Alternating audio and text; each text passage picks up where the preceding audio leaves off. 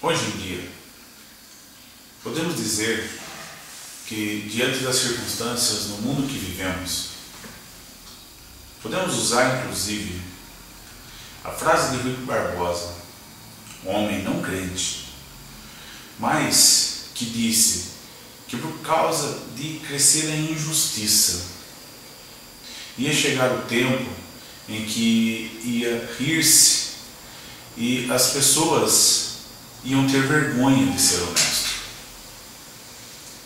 Nos dias de hoje, podemos dizer que essa realidade chegou. Podemos ver em todos os cantos que quando uma pessoa recebe, até quando vai pagar uma conta, um troco errado a mais, ela fica quieta, e se ela entrega, os outros que estão ao redor podem dizer: pô, você é bobo, você é trouxa. Por que não ficou? A pessoa tem dinheiro, estava dando um troco errado, tire proveito. A realidade é que vivemos numa época em que cada um quer tirar proveito de situações, independente se irá lesar ou não outra pessoa. Na Bíblia, gostaria de falar de um personagem, Daniel. Eu queria estar no capítulo 1 de Daniel, falar sobre o capítulo 1. Falar de Daniel, nós podemos discorrer muitos assuntos. Ele na cova dos leões, a interpretação do sonho de Nabucodonosor, e tantas outras passagens que Daniel teve de experiências com Deus e experiências com reis da Babilônia. Porque Daniel atravessou vários reinados da Babilônia, saindo dos medos e chegando aos persas, e atravessando os reinados mistos da Babilônia. Daniel, um homem, um jovem, trazido de Jerusalém, filhos de nobres, junto com 3 amigos, veio para a Babilônia, trazido cativo. A ordem do rei para o servo dele era que trouxesse jovens homens aptos ao conhecimento.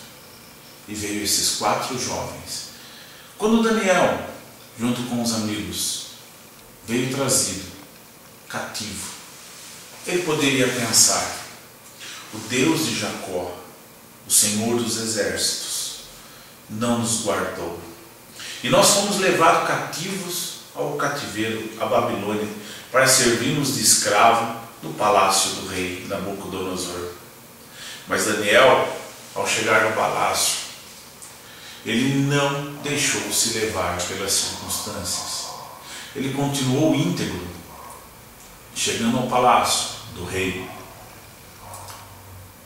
Daniel e seus amigos decidiram não se contaminar. O homem encarregado de dar educação e instruir Daniel e os jovens que foram trazidos mudou o nome de Daniel e começou a inserir eles na cultura babilônica. O rei queria homens sábios para instruir, para estar no palácio, mas ele queria que essas pessoas perdessem a sua identidade com o local, com a sua nação, com o seu povo, com a sua religião. E para isso, o rei designou as comidas, as bebidas e tudo aquilo que eles deveriam comer, beber e como se portar. Daniel não quis se contaminar com aquela comida. No versículo 8 vemos isso. Daniel, contudo, decidiu não se tornar impuro com a comida e com o vinho do rei. Acontece que a comida e o vinho do rei eram oferecidos aos deuses da Babilônia antes de ser servido a esses homens. E Daniel não quis se contaminar. Ele pediu ao chefe dos oficiais permissão para se abster deles. E Deus fez com que o homem fosse bondoso para com Daniel e tivesse simpatia por ele. Apesar disso, ele disse a Daniel: tenho medo, o meu Senhor que determinou a comida e a bebida de vocês. E se ele os achar menos saudáveis que os outros jovens da mesma idade, o rei poderia pedir a minha cabeça por causa de vocês. Ou seja, Daniel pediu apenas para comer legumes e água. Nós vivemos de legumes e águas apenas? Não. Nós precisamos da proteína, nós precisamos dos outros alimentos para compor os nossos nutrientes. A realidade é que na decisão de que Daniel teve de não se contaminar com os alimentos do rei da Babilônia, com o vinho e com a comida, e não se contaminar com a cultura da Babilônia, Deus achou graça desses jovens. E deu a esses jovens sabedoria, entendimento, um porte físico como nenhum outro, apenas comendo vegetais. A questão aqui não é os vegetais, mas a decisão de não se contaminar com o pecado, não se contaminar com o erro, não se contaminar com o que todo mundo acha normal nos dias de hoje. Nós estamos inseridos nesse contexto hoje em dia.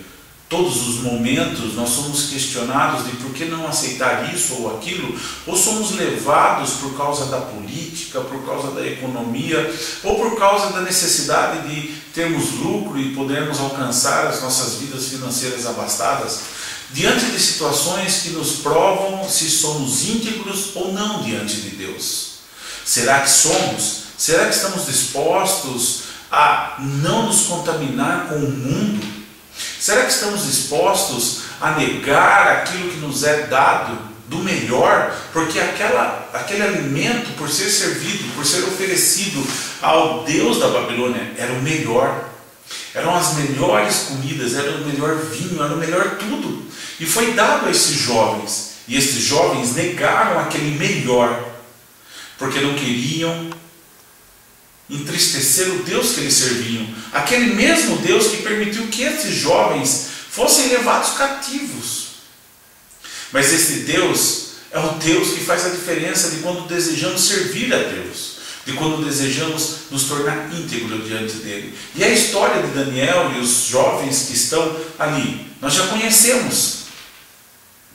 Nós já conhecemos como Deus provou que era o Deus deles, em várias situações. Mas o resultado do capítulo 1 diz o seguinte, que o rei, depois de 3 anos, quando chamou todos os jovens que estavam aí sendo preparados, começou a fazer pergunta para cada um deles.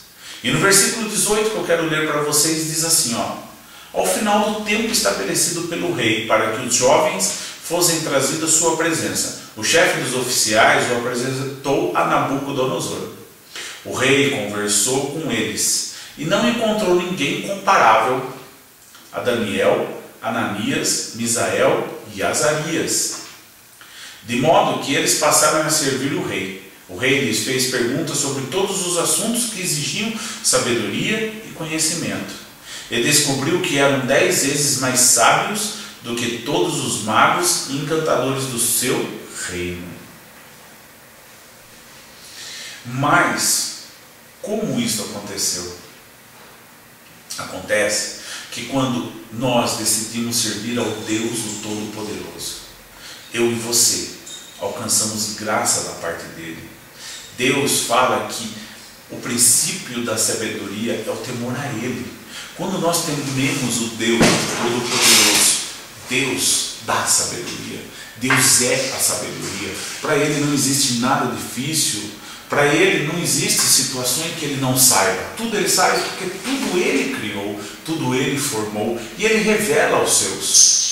A realidade é que quando decidimos servir a Deus fielmente, Deus nos capacita, Deus nos dá graça e Deus nos faz destacar. Nós não precisamos de uma cunha para entrar no emprego ou para se destacar em algum lugar, de alguém que indique.